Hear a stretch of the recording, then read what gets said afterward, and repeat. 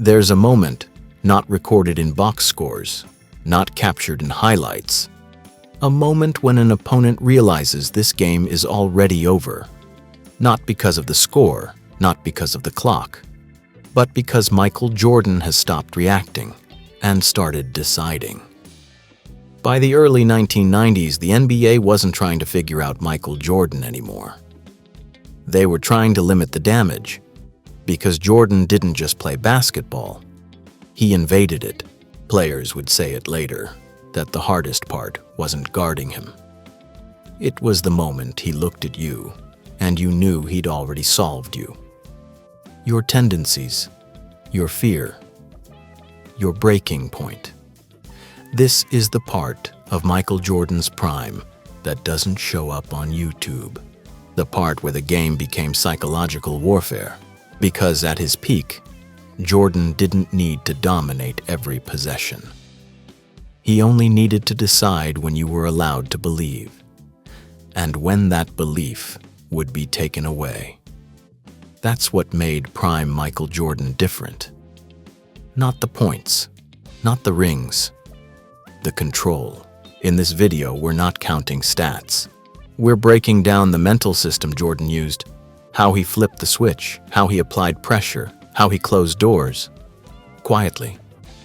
And why, once prime Jordan entered a game, there was no escape. Quick note, this series isn't built for the algorithm. It's built for people who want to understand what made greatness inevitable. If that's you, you might want to stay with us. Subscribing just makes sure you don't miss the next chapter. Because once Jordan flipped the switch, by the time Michael Jordan entered what history now calls his prime, something fundamental had shifted inside the NBA.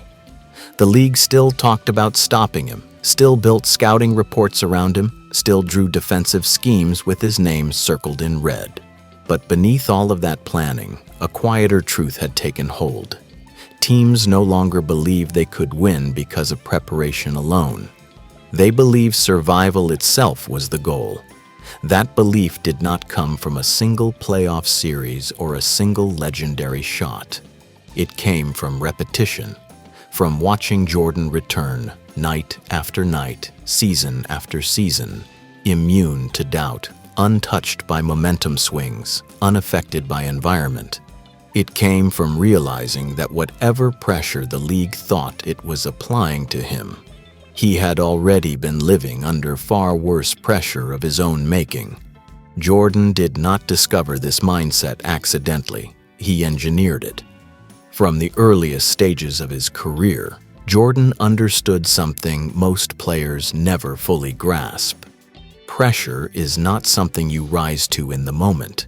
It is something you must become familiar with long before the moment arrives. He believed that comfort was dangerous. Comfort created hesitation, and hesitation was the crack through which failure entered. So he eliminated comfort, not just in games, but everywhere. Jordan practiced with an intensity that felt disproportionate to the situation. Regular season drills felt like playoff battles. Scrimmages felt personal. Teammates often said that practice was harder than the game itself, not because of physical drills, but because of emotional strain. There was nowhere to hide, no neutral possession, no moment to coast. Jordan treated effort as identity. If someone practiced casually, he did not correct them gently. He watched, he logged it, he remembered it. Jordan did not believe in confrontation for its own sake. He believed in accountability through exposure. He wanted people to reveal who they were when no one was watching, because those same tendencies would appear when the stakes were highest. This is where many misunderstood him. To outsiders, Jordan looked cruel, demanding, excessive. But inside his own framework, this behavior had purpose. He was stress testing human beings.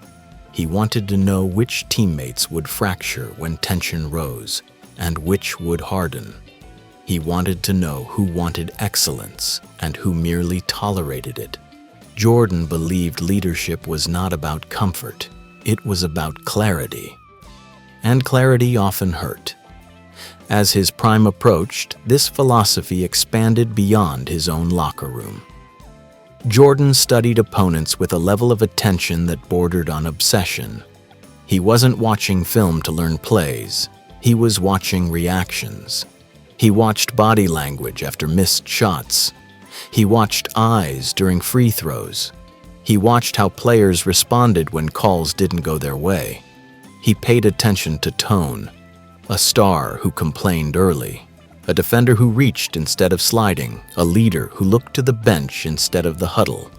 Jordan noticed all of it, because he knew something the league did not want to admit.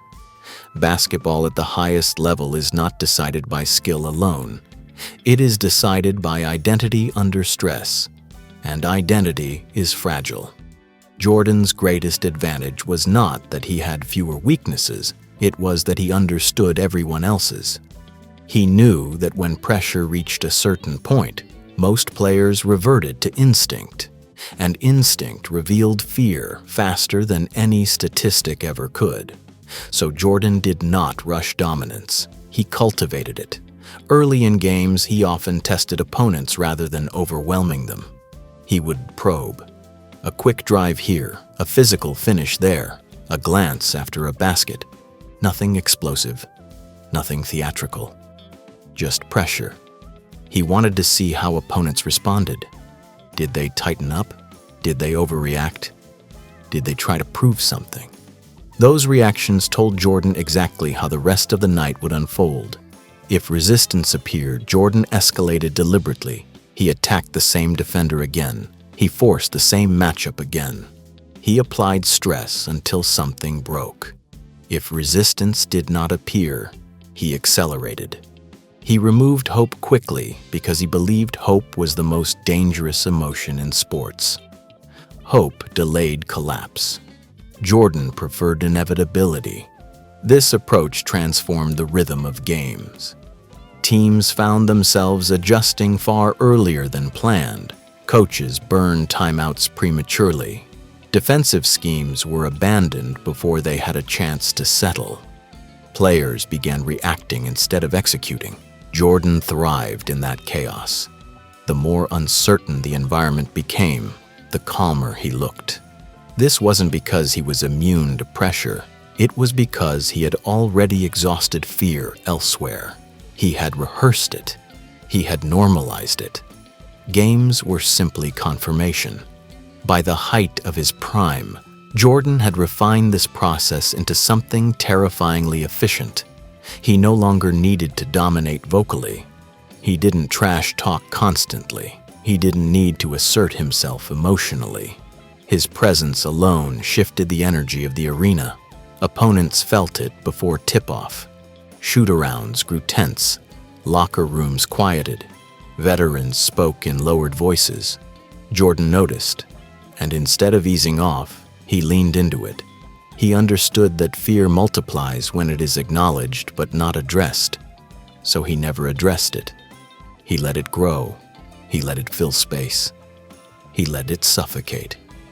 This is why Jordan often attacked early in big games, not because he needed rhythm, but because he needed control. Early dominance was psychological. It told opponents exactly how the night would go. You are not special. This moment is not different.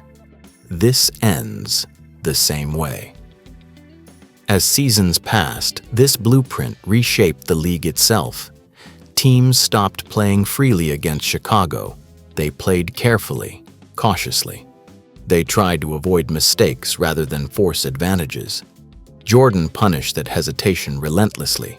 He exploited indecision. He attacked half steps. He turned uncertainty into open lanes and clean looks. And when teams adjusted, he adjusted faster. He was not married to a style. He was married to results. If defenders crowded him, he passed. If they sagged, he shot. If they switched, he attacked the weakest link immediately. There was no exploration phase, no waiting. Jordan believed mercy created future problems.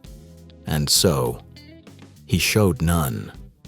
Perhaps the most devastating part of Jordan's prime was how little emotion he displayed while doing all of this. He didn't celebrate excessively. He didn't plead with referees. He didn't engage in theatrics. He observed. And observation unsettled people more than rage ever could. Opponents wanted reaction. They wanted proof that they were affecting him. Jordan denied them that satisfaction. Every basket felt inevitable. Every stop felt rehearsed.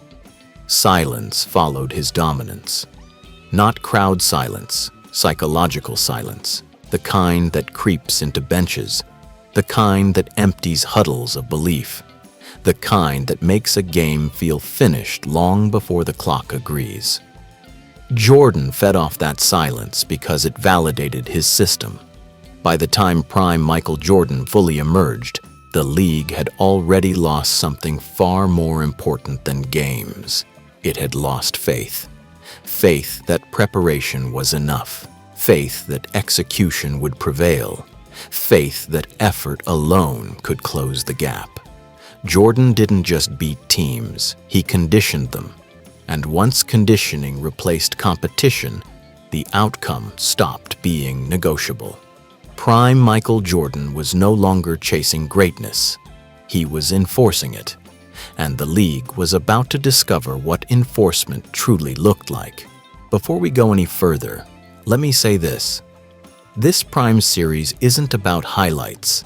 It's about understanding why dominance like this almost never happens. If you're watching this and thinking, I've never heard Jordan explain this way before, that's exactly why this channel exists. So if you want more deep, long-form breakdowns like this, not just on Michael Jordan, but on what real greatness actually looks like, make sure you're subscribed.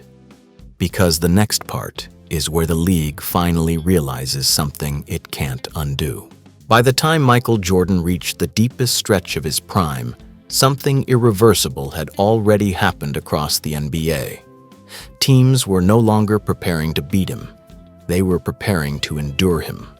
That difference is subtle, but it changes everything. Preparation is rooted in belief. Belief that if you execute well enough, if you make the right adjustments, if you control the margins, you can win. Endurance is rooted in resignation. It assumes damage is coming. It assumes survival is the best outcome available. Jordan didn't just cause that shift. He accelerated it. Season after season, Jordan showed the league that resistance had consequences. Not immediate ones, psychological ones. Teams that pushed him early often paid for it later. Those who tried to test him physically found themselves targeted personally. Those who celebrated early success learned quickly that momentum meant nothing against him. The NBA had seen dominant players before. Kareem, Magic, Bird. But Jordan was different in one critical way. He did not negotiate control. He imposed it. As the Bulls began stacking championships, opposing franchises quietly adjusted their internal goals. Coaches stopped framing series around winning. They framed them around stealing a game. Players talked about keeping it close. Analysts praised teams for competing hard even in losses. Those phrases did not exist before Jordan. They emerged because the league needed language to cope with inevitability. Jordan sensed this shift and exploited it ruthlessly. His approach to playoff basketball was not about peaking. It was about stripping opponents of belief systematically. He understood that confidence is cumulative, but so is doubt. He attacked doubt first. In early rounds, he often appeared surgical rather than explosive. He didn't force legendary performances unless required. He allowed opponents just enough space to think adjustments were working, just enough hope to invest emotionally. Then he took it away. A run at the end of a quarter, a steal at the worst possible moment, a contested shot that had no business falling. Those moments did more damage than blowouts ever could, because blowouts can be rationalized. Losses like this could not. Opponents replayed them in their minds. They questioned decisions. They doubted instincts. They second-guessed coaching. Jordan didn't need to say a word. He watched the unraveling happen naturally. By the mid-1990s, the psychological effect was visible even before tip-off. Teams looked smaller when facing Chicago. Not physically, emotionally. Body language betrayed them. Defensive rotations hesitated. Offensive possessions tightened. Players who averaged 20 points struggled to get clean looks. Veterans rushed shots they normally made. Stars deferred in moments that demanded aggression. Jordan did not disrupt systems. He disrupted people. And once people broke, systems collapsed behind them. What made this period especially devastating was Jordan's adaptability. When opponents tried to slow games down, he scored efficiently. When they sped games up, he punished transition mistakes. When they doubled early, he trusted teammates. When they stayed home, he isolated mercilessly. There was no correct answer, and the league knew it. Scouting reports grew thicker but less useful. Every solution had already failed somewhere else. Coaches recycled defensive ideas not because they believed in them, but because they had nothing left. Jordan could feel that emptiness, and that's when his behavior changed. In earlier years, Jordan needed friction. He needed anger. He needed to manufacture slights to fuel himself. But in this phase of his prime, something colder emerged. Efficiency replaced rage. He no longer chased dominance emotionally. He delivered it clinically. Games became quieter, expressions flatter, reactions minimal. Opponents described it as unsettling. They preferred the emotional Jordan, the trash talker, the aggressor, because at least that version felt human. This Jordan felt distant, detached, inevitable. He wasn't trying to prove anything anymore. He was enforcing order. By this stage, entire franchises carried Jordan trauma. Players remembered previous failures. Coaches remembered series that slipped away. Fans arrived hopeful and left silent. The Bulls' presence alone altered the emotional temperature of arenas. Jordan noticed everything. He noticed when crowds grew anxious instead of loud. He noticed when defenders stopped talking. He noticed when stars avoided eye contact. Those were the signals. That's when he attacked. Not because he needed points, but because he knew belief was fragile in that moment. A quick burst, a sudden run, and the game was effectively over. Teams continued playing, but the outcome had already been decided psychologically. Jordan's most brutal performances often came after opponents made what looked like strong starts. A 10-2 run, a loud opening quarter, a confident bench. Jordan let them have it, then he erased it. That erasure did lasting damage. Players spoke later about how quickly confidence vanished against him. One mistake became two. Two became hesitation. Hesitation became fear. Fear slowed reactions. Fear narrowed vision. Fear destroyed rhythm. Jordan thrived in those conditions. As the championships mounted, the league stopped pretending parity existed. Other stars were compared to Jordan constantly, and almost all of them fell short. Not because they lacked talent, but because they lacked psychological dominance. Jordan did not share space at the top. He occupied it alone. By the time he reached the later stages of his prime, the NBA had internalized a painful truth. Greatness was no longer something you could challenge head-on. You had to wait it out. You had to hope time would intervene. And then Jordan left. When he returned, something even more devastating happened. He proved that the blueprint still worked, despite age, despite rust, despite doubt. He reasserted control almost immediately. The same patterns emerged, the same collapse followed. The same silence returned. At that moment, the league fully broke. Because if time couldn't save them, nothing could. Jordan wasn't just the best player anymore. He was a force the NBA could not escape. Opponents didn't talk about beating Jordan in interviews anymore. They talked about learning from him, respecting his greatness, being realistic. Those are not competitive words. They are acceptance, and acceptance is the final stage of defeat. Prime. Michael Jordan did not just dominate the league, he reprogrammed it. He taught teams what failure felt like before it happened. He conditioned stars to expect disappointment. He turned preparation into ritual instead of belief. By the end of his prime, resistance wasn't heroic, it was futile, and the NBA knew it. Before we get to what finally broke the league, if this Prime series is helping you see Michael Jordan differently, make sure you're subscribed. Because what comes next is the part everyone remembers. There is a moment in every era when competition quietly ends. Not officially, not with an announcement, but internally. It's the moment when belief collapses. For the NBA, that moment did not arrive with a championship trophy or a finals buzzer beater.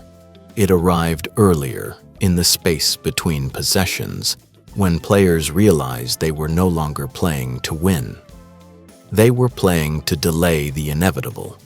By the height of Michael Jordan's prime, teams knew his resume. They knew the rings. They knew the scoring titles. That wasn't what broke them. What broke them was consistency. Jordan didn't dominate in bursts. He didn't rely on hot streaks. He didn't need perfect conditions. He showed up the same way every night, in every building, against every defender, with the same outcome. That repetition was crushing, because hope requires variability. And Jordan removed it. There's a specific stretch of his prime, not one game, but a pattern, where the league collectively realized something terrifying. Even when Jordan was contained, he was still in control. Opponents would execute their game plans perfectly for 3 quarters. Defensive rotations would be sharp, shot selection disciplined, physicality relentless. And then the 4th quarter would arrive, and Jordan would change nothing. He didn't force shots, he didn't rush, he didn't raise his voice. He simply waited. He waited for fatigue to set in. He waited for concentration to slip. He waited for fear to creep in. And when it did, he attacked instantly. One possession, then another, then a stare. Not celebratory, not emotional, confirmatory, as if he was checking something off internally. That stare is what players remember most. Not the dunk, not the jumper.